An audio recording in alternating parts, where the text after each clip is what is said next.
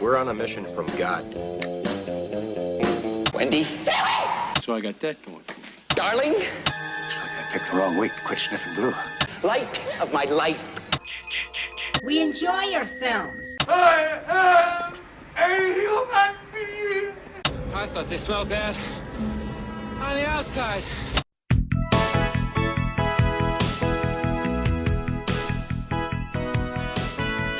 Welcome to Vintage Video, where we'll be reviewing every major film release of the 1980s in real time. I'm Patrick O'Reilly. I'm Jesse Bayless. And I'm Richard Wells. And today marks the 40th anniversary of the release of Simon on February 1st, 1980. It was written and directed by Marshall Brickman and released by Warner Brothers. The movie starts as a mockumentary for the first 5 or 10 minutes. Which is great. It was really funny, yeah. I mean, I really wish they had actually stuck with that style throughout, because I thought I was really entertained by that introduction. I don't know if it needed to stay in that mode the whole time, but it would have been cool to at least come back to it later in the movie. Sure. But I just liked the style of it. It reminded me a little bit of the man bites dog kind of thing. Yeah, it's also very sleeperish, which Marshall Brickman also wrote, so that makes sense for Woody Allen. Which is a connection to our last film because it's another frequent collaborator of Woody Allen's. So it starts as a mockumentary about this bizarre think tank. Right. The Phoenix Foundation. Yeah, basically. No, there's these 5 loopy scientists, and they, through some bureaucratic misstep, have been granted unlimited funding for whatever dumb project they come up with. It's what's that actual genius grant that people can get? The MacArthur Genius Grant? Yeah, it's like something like that. It's like that, but an unlimited one. Right, but instead of actually studying things that were supposed to help the world become a better place, they kind of just went off on their own little tangents. Because they have no oversight, so they're just kind of let's just do elaborate pranks instead. You know what's more interesting than solving world hunger is, mixing humans and cockroaches. But they also do seem to stay on top of, proper science. They seem familiar with other, famous scientists. They mention a few over the course of, the film that they're like, oh, did you read so-and-so's new report? And they're, mentioning real-world scientists. So they're at least, aware of what's going on in the actual world of science, but here they're doing a bunch of silly stuff. Well, and they cast the nerdiest actors that they could find to play the scientists, which I think is great. It's almost as much as I do not care for The Big Bang Theory, it's almost like that this was the template for The Big Bang Theory. And I am familiar with the work of 4 of these 5 actors that they have playing the scientists. One of them is Austin Pendleton, which I actually wouldn't be surprised if that role was originally written for Woody Allen. And ended up going to Austin Pendleton. But I think Austin Pendleton does a great job. I really like him. And then we have Alf Dad. Well, I mean, you should tell people, you'll know Austin Pendleton from the Muppet movie. Right, yes, of course. Short Circuit. Oh, no, the Muppet movie. No, he's the CEO of the Nova Company in Short Circuit. He paid for Johnny Five to be alive. But yeah, so the dad from Alf, who was also, I think, the boss on Norm. Did you ever watch that show? I never watched Norm. It's actually really funny. Norm Macdonald's sitcom. Yes, I know what Norm is. Thank you. Just making sure. What I like about him is that spin-off of Cheers that no one ever heard of. What I like about him is that he always sounds like he's just about to get caught doing something. He's always like, oh God, I think this is a good idea. Yeah, his delivery of every line. You're gonna like this. What if a spaceship lands, an extraterrestrial steps out? What happens?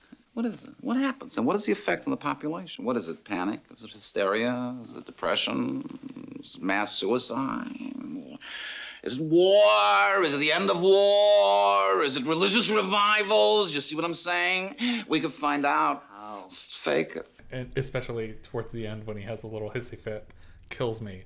He's very, very funny in this. And then we also have, obviously, Wallace Shawn, who's sort of a Stephen Tobolowsky. He's everywhere. People probably know him best from Princess Bride. Inconceivable! Or Toy Story. But I don't want to use my head! As Nervous Rex. Clueless. Travis Birkenstock 38 tardies. By far the most tardies in the class. Congratulations. Incredibles. We're supposed to help our people, starting with our stockholders, Bob. Who's helping them out, huh? Yeah, he's all over the place. And William Finley, the tallest, who kind of looks very like mid to late 70s Donald Sutherlandy here. He is a frequent collaborator of Brian De Palma's. He's been in 6 or 7 Brian De Palma movies, but most notably as the Phantom of the Paradise. So these scientists, and the fifth guy I don't really recognize from much. Yeah, that's the Jayant or Giant. Jayant. I don't know how to pronounce it. It's a one-word name, Jayant. Oh yeah, I was saying Giant, but it might be Jayant. It could be either way. I don't know. He looked like our token ethnic smart guy. Was that the maybe the one that looked? He might have been Indian. Yeah, it's his only movie. Yeah. Oh, is it really? Yeah, this is only credit. So after the scientists, after reading that over 60% of people believe in aliens, decide that they're going to basically stage an elaborate like War of the Worlds type situation, and they're going to find someone who was orphaned or. Is he an orphan or was he abandoned at birth? Well, he isn't. Well, I mean, what's the distinction? An orphan's parents are dead, aren't they? Well, I think an orphan doesn't have their parents. I don't know. I mean, yes, your parents might be dead, but they might have also just abandoned you. Yeah. Right, but you're not an orphan if you're 40 and both of your parents die in a car accident, where you are an orphan, but you're not abandoned. Is what I'm saying. That's the difference. Yes, I know, but it's like the the square rectangle thing. I think that if you're abandoned, you're definitely an orphan. Okay, but if you're an orphan, you're not necessarily abandoned. Correct. That was my question. Yes. Is he a tortoise or a turtle? That's my question. That's not the same thing at all. The same thing. One is a subcategory of the other. Is that true? Isn't a tortoise a type of turtle? No. One is on land and one is like aquatic. How does that Perry Grip song go? A turtle lives in water. A tortoise lives on land. A turtle's not a tortoise. It's not hard to understand. Yeah, so they go to their supercomputer, Doris, who is essentially a giant iPhone. Well, and I feel like later on this is like it's weird because I feel like this movie had like a lot of interesting things about it that inspired other things, but I also feel like no one ever saw this movie. I think a lot of it is stuff that just didn't make it into Sleeper. Yeah, that he was like, what other visions of the future could I squeeze into this weird science movie? Well, because Doris is also very close to Gladys as far as like a type of name. Sure. And just the whole notion of this like computer system that's pretty much in charge. Yeah. Because it's already made the decisions of things for them. Right. But I don't know why it was shaped like a giant phone with the buttons or TV screens. I don't know, but it's very prescient of them to say like, oh, the first AI will take the form of an enormous phone. Mm-hmm. And not only that, but like the way the buttons are lit up, it looks like apps on a screen on a phone because it is literally a monitor on the phone. But yeah, so Doris tells them, oh, I found the perfect orphan for you guys. His name is Simon Mendelssohn, and he's what is he? He's an assistant professor at some university. Yeah, and he's trying to figure out some kind of big breakthrough that he can, something big to give him note. Right. Well, it's weird too because I think he's an assistant professor of psychology, but we cut immediately to him getting to a classroom and talking to kids, and has this very like wide-ranging, grandiose, like lecture that seems to have nothing to do with psychology. He's like telling them about how like different concepts came up in the world, and it's like a true knowledge is knowing that you know nothing or whatever. Well, yeah, but it's also just like, you need an idea, you need to find that one thing to change the world. Right. You need an idea. He like keeps harping on that idea. But in his free time, he's obsessing over sensory deprivation. Mm-hmm. And he's built he's jerry-rigged a crappy sensory deprivation tank in his office from the shipping container for a coffin. Yeah, it was like a coworker's uncle died, and he's like, "Hey, can I keep that box?" It's like the refrigerator box. And he literally just like lined it with hefty bags and filled it with water, as his sensory deprivation chamber, and he's got like a counterweight on a rope so that it's it'll like hold the door open. Mm-hmm. Well, and it's suspended, so that it's And his colleague and girlfriend, we'll just say that that's what she is Lisa. is very much against him doing any of these crazy experiments that he's doing, because she's had to go through several different rounds of this. Like, he took a bunch of mescaline or something. Yeah. And she had to like sit with him and clean up after him. But yeah, so she's like, why are we doing this? And then some other guy comes in to help them out that he like hired to assist. Right. But because he wants to go in for 80 hours. Yeah, he wants to break the record of 50 hours by going in for 80 hours, and he comes out after like 45 seconds. Yeah, he's like, was I in there for the full 80? Yeah. He's like, oh, you just went in. And he's like, oh, wow, it was amazing what it did to my brain. And then, like, the machine breaks down. Yeah, I don't even know why there's any moving parts to this at all. Yeah. Well, it sprung a leak, and he gets out. But why is there, like, a running engine on a sensory deprivation tank? It should just be a container of water, right? Well, it might be the pump that filled it with water. Oh, maybe that's what it was. And then it sprung a leak and hit the electricity. And as he's getting out, he grabs, he leans on touches it, and so he just gets electrocuted. He very nearly electrocutes himself. And then later that evening, Austin Pendleton's character Becker shows up at his office and is like, I think you're a bona fide genius. And it just cuts to him getting on a helicopter. Like, that's all he wanted. Yep. He just needed someone to come and tell him he was smart. And he's like, all right, I'll do whatever you say. So they take him back to the facility, which is actually the Bronx Development Center, that building. Did you ever figure out what it was from? No. It just looked like a really familiar building. And I thought maybe it was Nova from Short Circuit. Because I'm just looking at Austin Pendleton. But then you had mentioned the Manhattan Project, which would have been an interesting connection for the director. Marshall Brickman also directed that. But it wasn't that either. Okay. But it was very similar to both of those buildings, but it wasn't necessarily either one. But so, yeah, they take him back to their think tank, and they assign him an assistant, Dr. Cynthia Mallory, played by Madeleine Khan, who he's very judgmental of at the start. And she keeps, listing off all of her doctorates and all the different places that she studied. Yeah, he was very condescending. And then, basically, they used his profile to, pinpoint every last thing he'd want in, in a woman or a And then beyond assistant. her intelligence, she makes the point that her new book is entitled A Comprehensive History of Oral Sex Techniques Illustrated, and it's been proclaimed a masterpiece by both Norman Mailer and Bess Meyerson.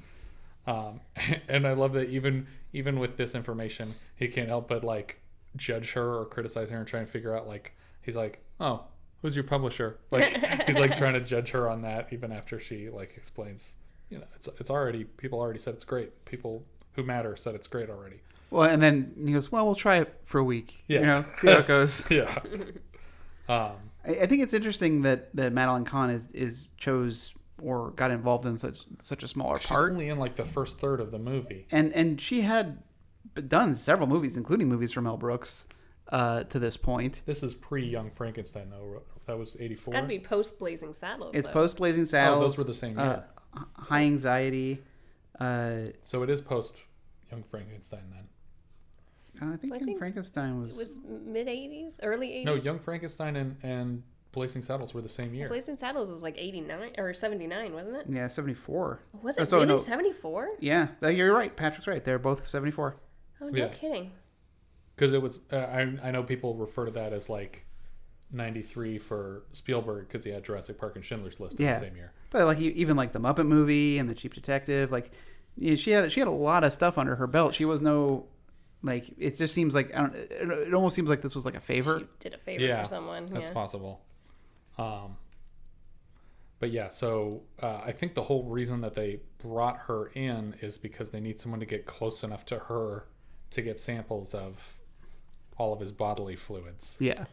They were never totally clear on which bodily fluids. I'm not even sure what they do with his bodily fluids later in the film. It's very confusing the way they set the scene up. Well, I think that because they said we need to get his. I think they said three major body. So three major fluids. Yeah. Which ones are the three major? Yeah. I was trying to. I think there was a consensus on 2. And then we were like, "This is blood, sweat, or tears for number 3." Well, I was gonna go with bile. Oh, that wasn't so even that's- that wasn't even my list. like, Okay, That's so not now we even have in more the to top choose 7 from. fluids. You know, like, well, you're talking about like the humors, like you have like This is a comedy. nice. See, it sounded like a smart joke, but I'm just stupid and I don't know. He is basically enamored with this woman. They give her like a script of ways to talk to him about, like, if you talk about death, he's going to think about sleeping with you. So tell him stories about your family and people dying and all this other stuff. And they basically talk him into a sensory deprivation tank for what he thinks is a test run. But then they leave him in there for like 8 days after they've already collected all of his fluids. And so they're like, okay, these are the 3 fluids. And they like put them in ice on like a tray that was like it for was like food. the champagne Yeah, ice. they're like eating off of the same tray where all these fluids are in vials. But then there's like, I like that there's just kind of like a montage of them doing other like minutia, other like filling out reports and just having like meetings and stuff while he's in this tank the whole time. Yeah, and he's just going insane. Meanwhile, inside the tank, they have the audio coming out, and he's just like taking on different characters and like, he's being very strange. Oh, weird shoes. 1,000 pardons, sire. I am but a humble serf. When they finally let him out of it, he's kind of like catatonic a little bit at the start. And then he very quickly like pantomimes the entirety of human history. Well, he starts with just these little fidgets, and you know, as the audience, you just think, oh yeah, okay, he's just coming to. But they're like, oh no, he's regressed through all of evolution, and so he's slowly like a single cell organism. Right. And then all his fingers start moving, and it's like, okay, like he's in an one amoeba finger stage, is like right? a flagella, and then he's like wiggling his fingers like he's turned into a squid, and then he like crawls out on land, and he does the whole 2001: A Space Odyssey, like recognizing weapons. He like literally acts out the whole like smashing that whatever tapir. What was the animal? And he like finds like a bone. Yeah, and he's just smashing a skull. What are the animals that the monkeys are killing in 2001? I think it's a tapir. Is it? It might have been. I have no idea. But he just smashes it, and then he throws the bone up in the air like the monkey does in the movie, and then he lives through like the Neanderthal age. But they do like the chart. Right. Like they do like a whole freeze like frame. the straightening to Homo erectus. And then for some reason, you know, although we've gone through hundreds of millions of years, he does for some reason like the last 100 years, you know, like he does a bunch of little dances. He does the Charleston or something. He's just like you can count out specific decades in the dances.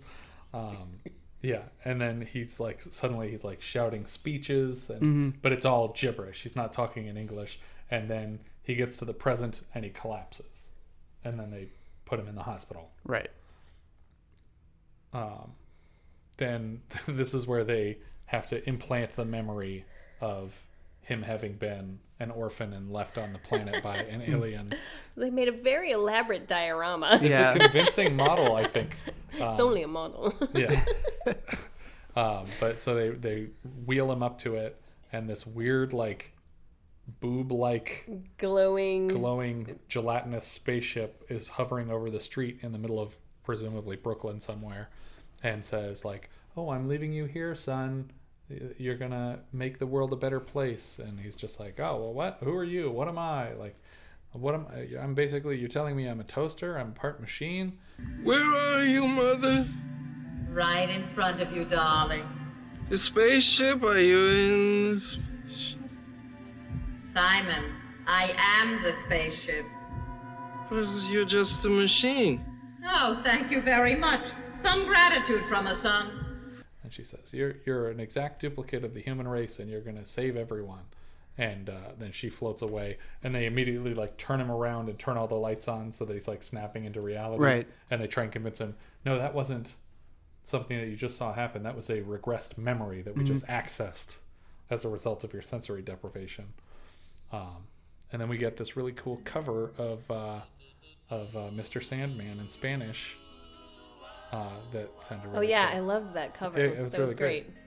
And they're showing him all of his fluids. Right. And I don't know how they make what they show him. He looks into a microscope at his blood, and there's like literally nuts and bolts and wrenches floating around in it. It was a very like Wes Anderson kind of animation too of the it's of the like gears stop motion and animated. like, but it was like just like going back and forth.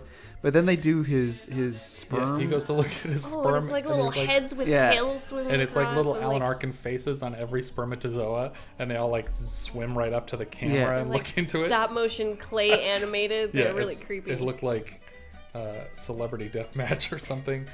And then and so they put him back in his like little. See, we don't even get what is the third?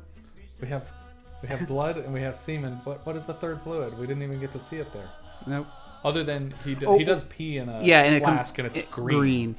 But they're giving him like cocktails of things to make things happen. Right. So I'm sure that one of them like concocted the thing. If you give him this, his urine will turn out green. And give him this, and his sperm will grow faces. Like, I don't understand what he was even looking at in there.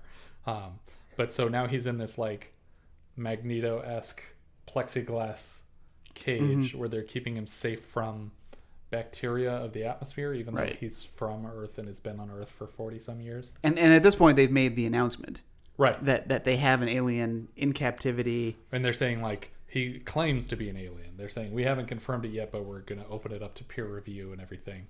And Simon believes it full-heartedly now, and is writing a speech that he wants to deliver to the people. And he holds it up to like the window, and they're reading it like, "Oh boy."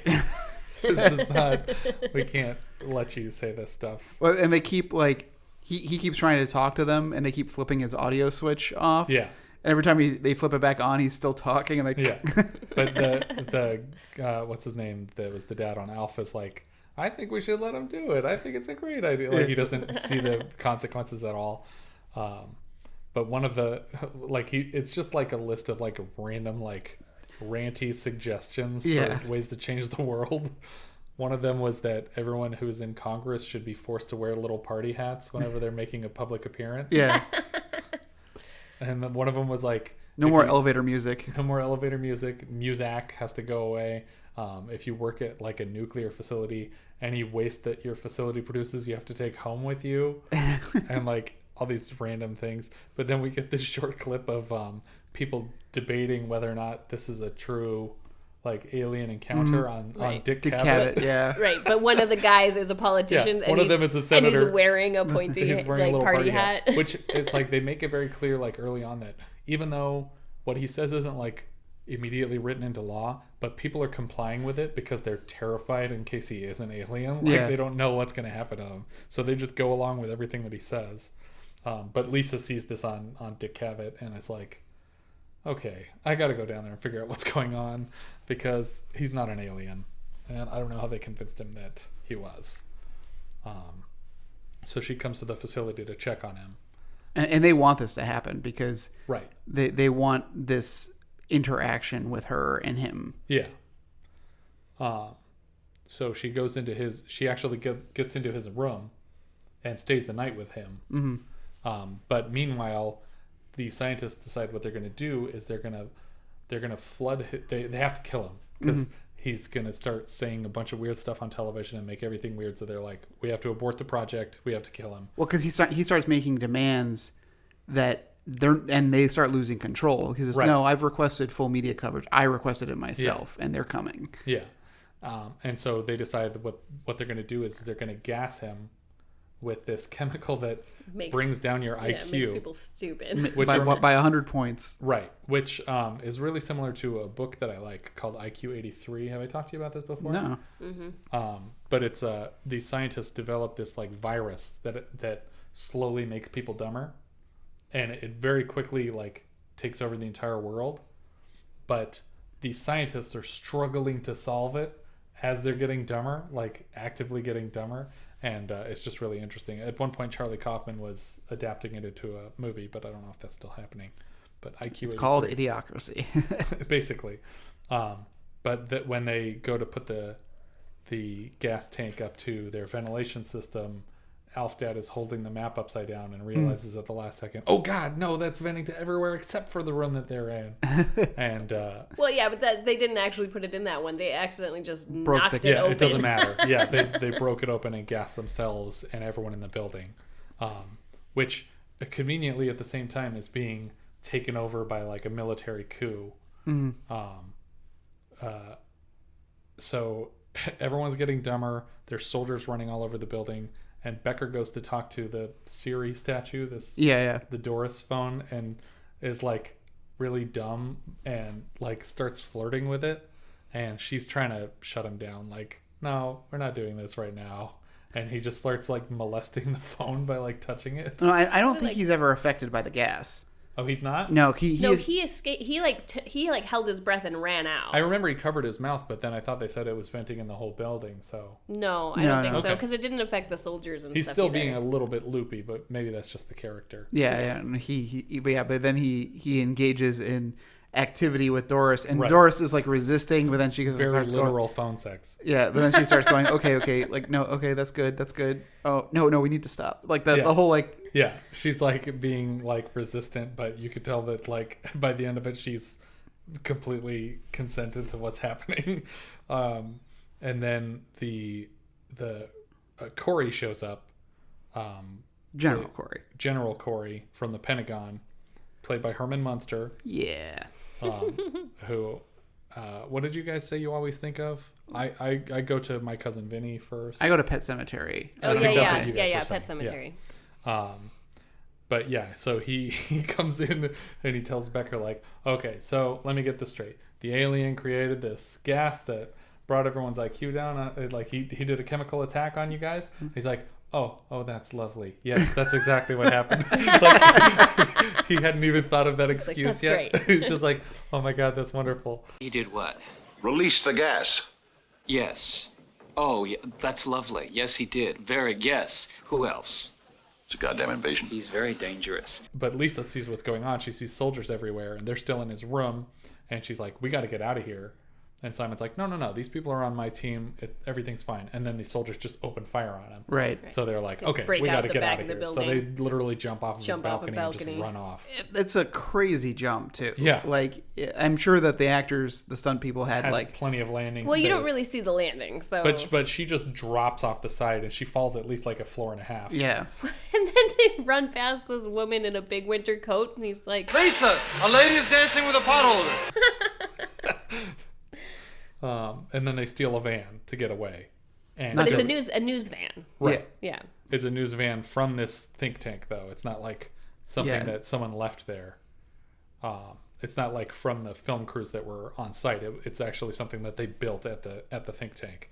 And they drive off to the middle of nowhere in like upstate New York and fall asleep in a greenhouse for some reason. And when they wake up, like the windows are all fogged over, but there's a bunch of people watching them through the windows. And they wake up to basically a hippie commune that it turns out is like this TV guide cult. So they believe everything that they see on television, including that this man is the genuine article. They have some weird like religious chants that are like. They have the Campbell's soup commercial. Good. Yeah. Good. Yeah, like they're in a Campbell's church. soup is good. But the leader of this cult is Adolph Green, who was the writer of Singing in the Rain, of the story and a bunch of the songs. And his IMDb credits are off the charts because the songs from stuff that he's written have been in thousands of TV shows. Yeah. So there's stuff up until like present day because they use covers of his songs and stuff like that. But so this character, it turns out he used to be the head of programming at ABC before he founded this cult that's just obsessed with television. Well, it was like he's making amends for all he's done, right? Right. But he's literally reading the scripture from the TV guide to them, and he's just talking about like, and whoa, Rhoda spun off of this, and Uncle Milty was also canceled. and thus are we all canceled in the end. Just trying to make weird like religious implications of being canceled. There's this quick moment that we didn't even catch it on the first pass, but we went back through it, and when he's telling him that he used to work for ABC as the head of programming, you notice that there's the hippies are like burying corpses in the background. They're dragging the bodies, which like, they never mention background. at all. Like, there's no implication that there's like a widespread cause of people dying in the universe at the time. So this cult is just like they're suicide pacts, or I just kind of assume, because they all seem like young kids. Like I was kind of assuming that these are like, it was some sort of, like these kids are killing their parents and they're just obsessed with television, and it was some weird commentary whatever on it is, TV it's at the time. never mentioned at all, aside from this one shot where in the background you see them dragging a body through a field and then burying it.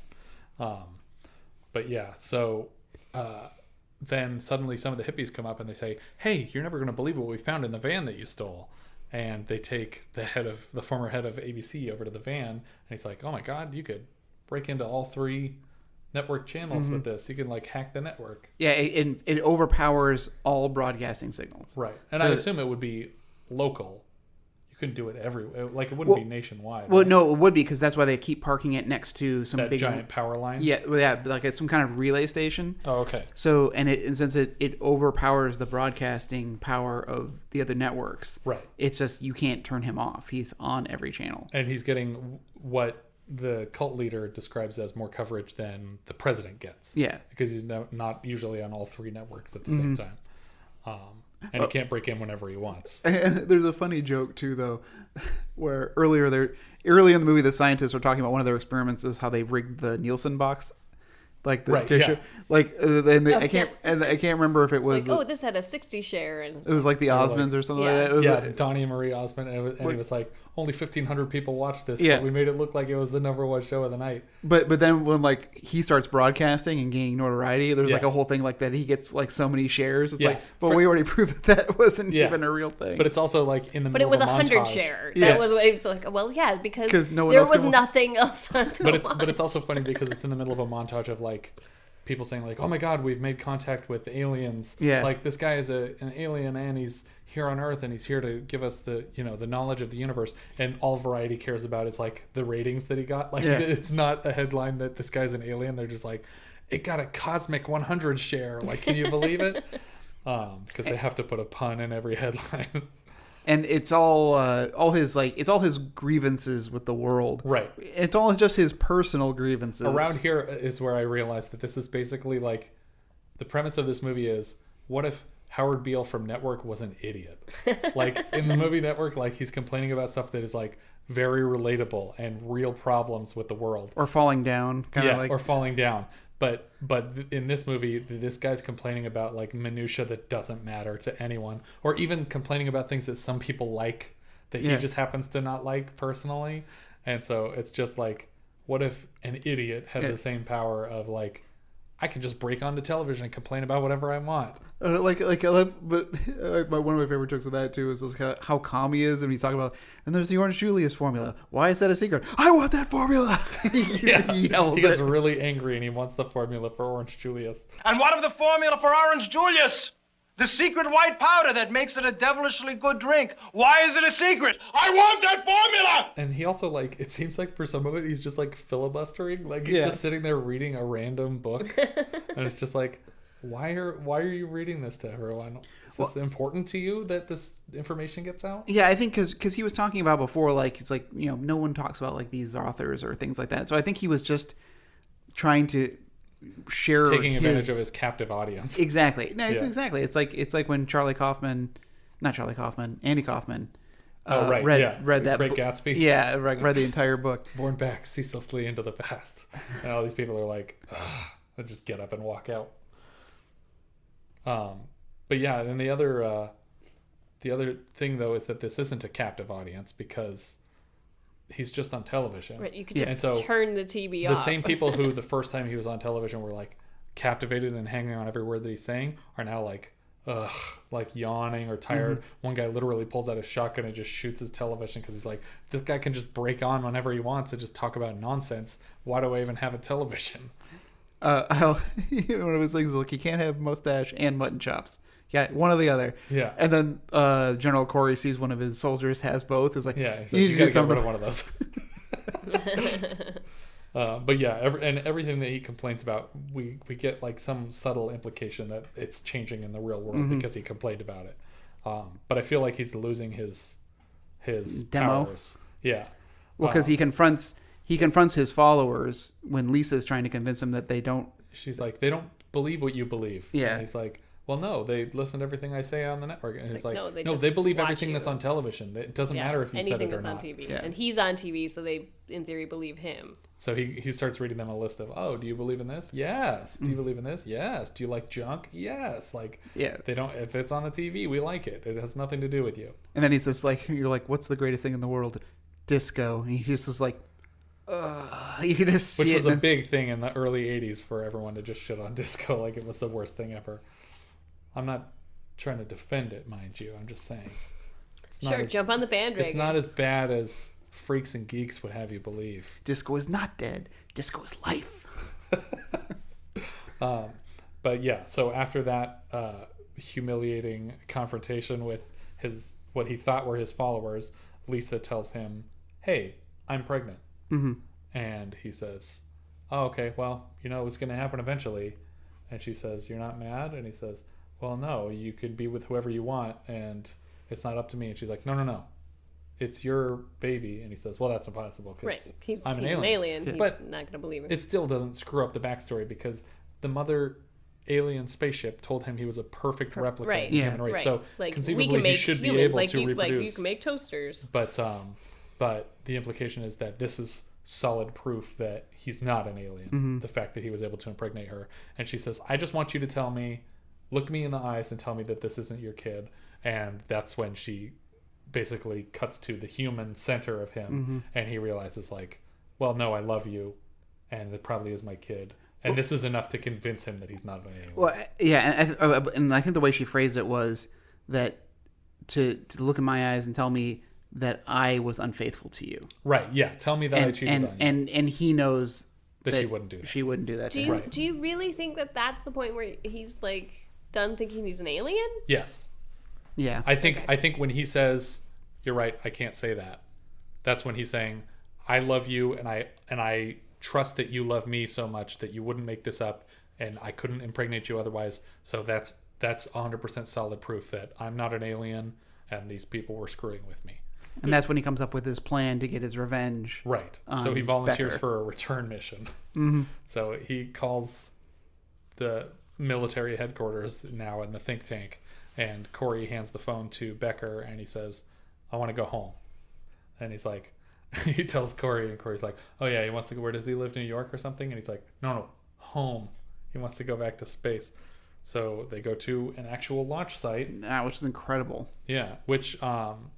as much as information as I could find was that it actually was a launch that was taking off in the late 70s.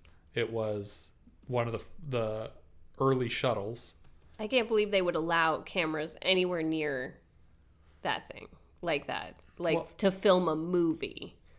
Well, I mean, there's not that much that you can see from the outside. I wouldn't let film crews in my house. Why would you let them near a spaceship? I think what's weirder is that they let them in the elevator the whole way up to the top of the spaceship because they don't actually go inside of it. It's literally just the exterior that you would see. Well, there is a shot inside of it, but I'm sure that was a set. That was a set. Yeah. But they don't leave the shuttle on the launch pad for very long. Right. It's there like maximum 18 hours before launch. Yeah, and so this was a very narrow window of opportunity for this production. Yeah. And I don't know, again... There's probably a skeleton crew, too. Yeah. And there's some creative editing here, too, where the stuff in the elevator could have been there when the rocket's not there. Like, literally all we see of the rocket is establishing shots and, like, inserts panning up, tilting up, and then one shot of him running downstairs away from it. Yeah, and that was the only one that confirmed that, oh, this isn't stock footage. Yeah. Some of the footage was clearly like shot before, and some of it during the launch. But to be fair, the guy that we see run down the stairs past the rocket, it's not just Alan Alda's head. He's wearing a mask, so it could have been literally anybody from a skeleton crew running past the thing. Alan Arkin. Or what did I say? Alan Alda. No, not Alan Alda. Alan Arkin. Well, he wasn't there either, though. and I know, like now they're no longer launching. Maybe it was Alan Alda. We don't know. We don't know. His face was obscured. They no longer obviously launch space shuttles anymore. But this is also, it's interesting because like we grew up in a time when the main booster of the space shuttle was orange. Yeah. And it's not because it was painted orange. It's just because that's the material they make it out of is orange. They used to paint it white. Yeah. And in this version, it's still painted white. And they, obviously they stopped painting it because it's adding like hundreds and hundreds and hundreds of pounds. And every pound that you send into space costs hundreds of thousands of dollars. Yeah, exactly. So they realized like we could save a lot of money and put more cargo and have a better load if we just don't paint these things. Yeah. So Becker, for some reason, is foolish enough to escort him directly into the rocket. So he goes to strap him in. Yeah, for some he goes reason. up the elevator with him and across the bridge, and then when they get inside of the spaceship, Simon basically like buckles him into the driver's seat, straps him down, gets on the communications and says, "Hey, this is going to be my last communication. I'm all ready to go." And then he hangs up, turns off the machine, takes the microphone, and leaves the guy strapped in the driver's seat of this rocket, and then just runs away. Yeah, and Becker is trying to like just dig into him any chance he gets. He says like Madeleine Khan's character, it's like, she was just an actress. She didn't actually believe in you or care about you at all. Yeah, and he's like, okay, like he doesn't care because he wasn't like in love with her or anything. Mm-hmm. He's been in love with Lisa this whole time, and he's past being embarrassed by what these people have put him through.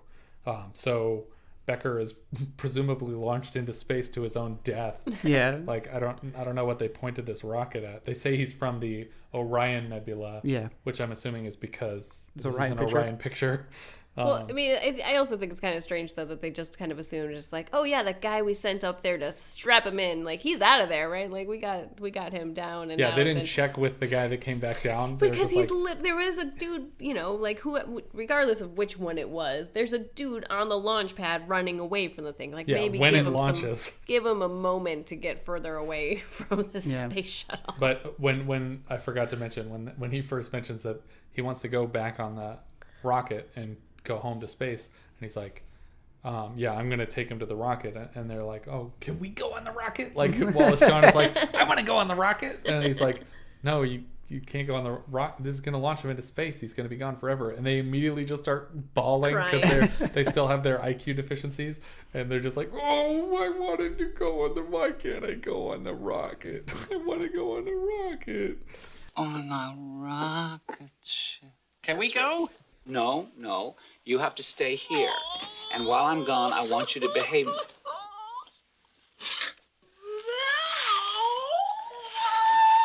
the matter, Leon? I want to go on a rocket ship. No, Doctor, you cannot go on the rocket ship. I'm sorry. Now, while I'm away, I want you to stay out of trouble. When they launch, it goes from being the space shuttle to just like a Saturn V, right? Like a early Apollo mission or something like that. It's not even a close match. It's whatever stock footage they could but find. I mean, that presumably they launched rocket. this rocket. Yeah, so I'm saying they don't have place. Why any wouldn't they space shuttle. They didn't footage? get stock the day that they shot the rocket on the. I guess it would have been for further away either way. Maybe they shot it. They had some second unit, and it just didn't look good. So they were like, "All right, we're just going to use some stock for this." I think there's plenty of news footage of space shuttle rocket launches, but no, they're not famously photographed or anything. That's not a big thing. But yeah, so then we kind of fade to, I don't know, months later. Who knows? No, it's a couple of years. It's a couple of years because the kid's old. Born and grown, and Simon and Lisa and their son are sitting on a blanket in the middle of a field. And Simon gets up to walk away, and on the radio, Lisa hears that he just won the Nobel Peace Prize for saying that you can't replace paper towel dispensers in bathrooms with hand dryers or something like that. Well, I think the implication is that all the little things, all the obnoxious little things that he was railing against, that people started to change, made the world a peaceful place. Right, and the guy says something to that effect, and then it brought up morale enough that now everyone's nice to each other. Yeah, right? It's like we're also ruining the planet compared to what we were doing with the. I forget who tweeted it, but one of my favorite tweets was one of those the wind-powered hand dryers is a really fun way to waste 4 minutes before drying your hands on your pants. But those things supposedly like spray the germs back up on you. Oh yeah, no, it's much worse. Yeah. It's not hygienic. It's not sanitary, but your hands will be dry. If you want to save the planet, stop washing your hands, people. What? It's just gross. That is No. Vintage video does not condone the lack of hand washing. You know what I hate? Please wash your hands, everyone. I hate when a bathroom is only partially automated. It's just like, oh. Wait, I'm sorry. Which parts do you want to automate? No, it's like the You toilet. reach in there and take it out yourself. Like the toilet flushes by itself. It's like, okay, the sink runs water by itself, but now I have to touch the soap dispenser. But then some places will have the soap dispenser's automatic, but I have to turn the presumably knobs. the people touching the soap dispenser are cleaner people in general. Or it's like everything's automated except the paper towel Yeah, dispenser. but it's okay to touch the soap because you're finishing the washing after you've touched the soap. And I have That's not how I do things. And instead of a door handle, there's just a piece of poop stapled to the wall, and you have to pull on that. I saw a thing the other day that I thought was awesome. It was instead of a door handle in a bathroom, It's a pedal on the floor? it was just a hook, and so you just hook your arm around the thing on the door, so you don't have to use your hands. See, I saw one where you just run through it. It's like balsa. It's really thin, and you just run straight through it. See, I think the hook is worse because so many times I run into somebody coming in and out at the same time, and I have my arm twisted up You in this just door. break it. Well, hopefully the Paul hook Haggis. isn't on a two-way door, but I'm just saying, like, because the door can only go one way. But that way, you're not using your hands and you're not touching all the stuff. Yeah. But anyway, that's where the film ends. There's one really weird line at the end after announcing that he won the Nobel Peace Prize. The announcer says, Simon, who is believed to be living in Canada or something like that. Yeah, somewhere in like Canada or upstate New York. I forget what he says exactly, but it's like, why do you think that? You guys put him on a rocket and launched him into space. Why do you think that he's living in Canada? I don't understand. Who knows? There, like I a guess- lot I of guess stuff since- happened in the meantime. I guess we were okay with the fact that we just launched some scientists into space and Simon's But actually what was still the point here. of doing the switcheroo if everyone was going to know that you did it later? Well, I guess it was just his revenge because obviously the scientists regained their IQ because Doris said it would only last a week. Right, but Korey wanted the alien gone or captured. So, but the scientists probably must have copped up to that it wasn't real. Yeah, maybe that's I mean, what it was. we don't get an explanation because it's years. But people are still doing what he says, even though they know that he's just a human at this point. But yeah, I mean that's the basic story. The writer director we said before, Marshall Brickman, this was his first time directing. Previously, he had written a bunch of stuff, so he has written 4 Woody Allen movies. I want you to see if you can guess the 4th of these interesting facts. He wrote Manhattan. He wrote Manhattan Project. He wrote Manhattan Murder Mystery. And he also wrote A Muppets Project. What would you guess that was? The Muppet Caper. It's not The Muppets Take Manhattan. It was like, I forget what it's called, like Sex and Violence. It was like a TV special they did or something like There that. was a TV Muppet special called Sex and Violence. Yes, look it up. It's on his page. I forget what it's actually called. It's definitely not that. and I do enjoy the Manhattan Project. They're great. After I trying, also really enjoy Muppets Take Manhattan. That's not so great. Damn it. It's not the worst one. What did we decide was the worst one? The Gonzo one? Oh, you Muppets don't in like the Space? Muppets from Space? Muppets in Space is terrible. It's almost as bad as Muppet Treasure Island. Yeah, that's. Oh. You've crossed the line, Blasphemy. mister. No, actually, okay, so hold on. I will take Muppet Treasure Island over Muppets in Space for Barely sure. For sure. Right on top. Oh my God, no, I think for it's sure. 5th, and Muppets in Space is 6th. Because I think the Muppet movie is number 1 for me. No, Great Muppet You Caper. put Caper above Yeah, it, I know, yes. but I disagree. So I'll put Muppet and then Caper, and then Treasure Island is 5th, Space is 6th. So Take Manhattan is 4th because it's not great. And then what am I forgetting? The Muppets, the recent one with Jason Segel. No, there was another one before that. I can't remember. Anyway, we're talking about Muppet movies. Yeah, Alan Arkin. This was relatively early in his career. Yeah, because I don't think I've ever seen him so young. Well, me and Jess were talking about it when we watched the movie that The Russians Are Coming. The Russians Are Oh, Coming yeah. was his very first film. That it's movie him is and Carl great. Reiner. It's really funny. You should He's definitely see that one. He's like the head of a Russian submarine that like shows up in Maine or something like that, and at this guy's house. Well, the whole town thinks that the Russians are invading, and so they're trying to like help these Russian soldiers get back to their ship and out of town because it was a mistake. Like their equipment was broken and they crashed on accident. So they're like posing as Americans, and Carl Reiner's like helping them blend in, and it's really funny though. I also like I realize that this is actually older. The 7% Solution. Oh right, yeah. I do really enjoy that movie. And Alan Arkin was also he's too much to name really, but Yossarian in Catch-22, Peavy in The Rocketeer. He was the grandpa in Little Miss Sunshine, which I think he got an Oscar nomination for. That sounds right. He won an Oscar. I'm trying to see what he won it for. Little Miss Sunshine. Okay, so he supporting won. role. And apparently he voiced J.D. Salinger on BoJack Horseman. I just wanted to include that. Madeleine Khan obviously only appears in the first third of this movie, but like we said, she's been in a bunch of stuff with... Yeah, Madeleine Khan needs no introduction. Yeah, a lot of Mel Brooks stuff. This movie has a lot of Pixar people in it. So, because Madeleine Khan was a gypsy moth in Bug's Life, and Austin Pendleton played Gurgle in Finding Nemo. He's one of the fish that's in the tank at the dentist's office. Oh, okay, yeah. And then, obviously, Wallace Shawn is in Incredibles and Toy Story. Mm-hmm. So there's a lot of Pixar characters in this. But Madeleine Khan, I also really like as Trixie in Paper Moon. And obviously, she's Von Stupp in Blazing Saddles, Elizabeth in Young Frankenstein, Mrs. White in Clue is another classic from her. Gussie Mouseheimer in American Tail. Yes. And then going through Austin Pendleton stuff, he was in Catch-22 with Arkin. He played Frederick in What's Up, Doc with Madeline. Because Madeleine Khan was in both. Her first two movies were What's Up, Doc and Paper Moon, which are both Peter Bogdanovich movies. I think What's Up, Doc was her first movie.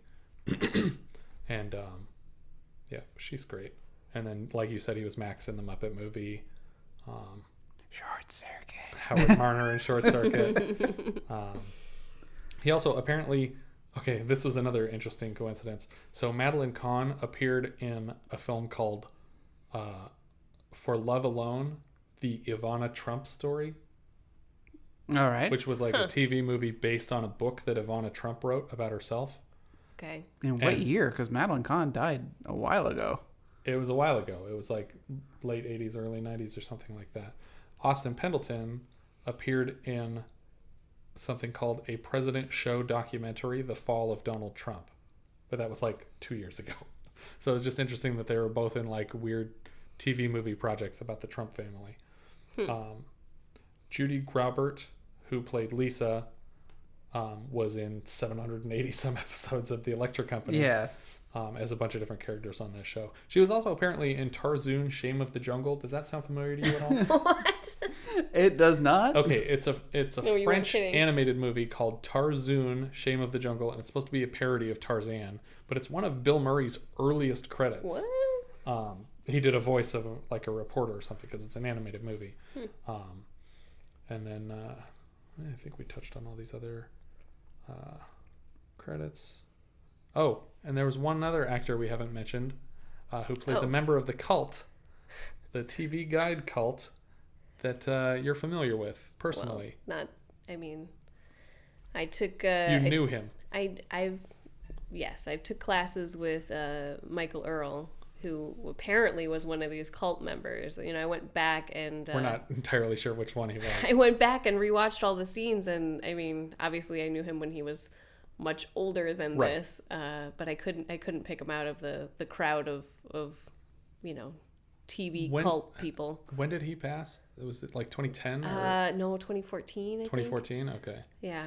But he has worked on a bunch of Muppet stuff. Yeah, he's done a bunch of Muppet stuff. So at the time you were taking the class, I think he was saying that he was like at least a backup or a regular Snuffleupagus. Well, he had previously been Snuffy, and you know he'd worked on all the Muppet films and, you know, done Sesame Street and all that. And some other stuff too. There were some other cool things in his credits. Yeah. He was a great guy. Yeah. He is missed. Well, that's definitely the first person that any of us has met that's been in any of the movies that we've reviewed so far. What do you guys think letterbox wise? Where does this go in your list? I put it second on my list, right after My Brilliant Career. I have to agree. I'm going to do the same thing, actually. So it's fun that we have these two movies in a row that are on the top of the list. But yeah. Well, it's going to start to get competitive now. I think if it had stayed as funny the whole way through, it could have had a shot at the top slot. Yeah, it definitely started really strong and then kind of took a left turn somewhere where it didn't quite stick with the same amount of humor all the way through. And when the joke of the scene is that Alan Arkin's rants aren't entertaining and people are yawning at them, then I'm also yawning listening to it. So I think it's interesting too that this was before the big Alien craze. I mean, not like that. Obviously, the movie Alien was before this, but I mean, E.T. kind of sparked like this whole renaissance of got to do alien stuff, alien visiting, Mac and Me, all this stuff, Space Invaders. We got to aliens are everything, and I feel like this was like ahead of that curve, maybe too ahead, but not so far ahead that it wasn't in response to like the public, like that. I wouldn't doubt that survey was true, that over 60% of Americans at the time thought that alien races existed. Like, I feel like that's something that became popular around Roswell, and people were polled on it regularly after that. Like, do you think aliens exist? I think the more interesting part of this than him, going off on rants and pretending to be an alien was the scientists, and they kind of lost that storyline when they made them dumb. Mm-hmm. Yeah, although I really did like Wallace, Shawn, and Alpha crying about not going on the rocket. I want to go on the rocket. He was so much like our son Jack when he just immediately started bawling when he finds out he can't go on the rocket. That was definitely a Jack line. It's like, no, Jack, you can't go on the rocket. Worth watching. What do you think, Jess?